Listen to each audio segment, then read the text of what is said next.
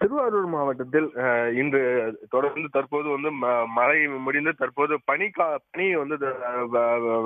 பனிக்காலம் தொடங்கி வருகிறது.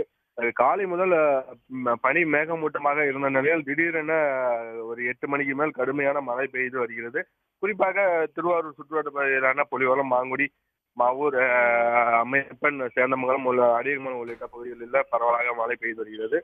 இந்த மழை காரணமாக தற்போது பள்ளிக்கு செல்லும் மாணவர்கள் சற்று சிரமத்தை அடைந்துள்ளனர்.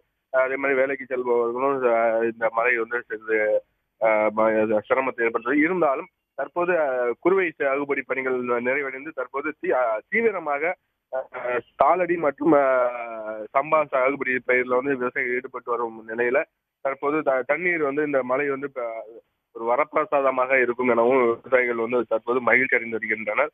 தொடர்ந்து கனமழை பெய்தால் விவசாயிகளுக்கு சற்று சிரமமா இருக்கும். உடனடியாக நம்ம இப்ப தற்போது பெய்த மழையிலிருந்து அனைவருக்கும் விவசாயிகளுக்கும் மகிழ்ச்சி ஏற்பட்டுள்ளது குறிப்பிடத்தக்கது. வெங்கடேஷ், விவரங்களுக்கு நன்றி.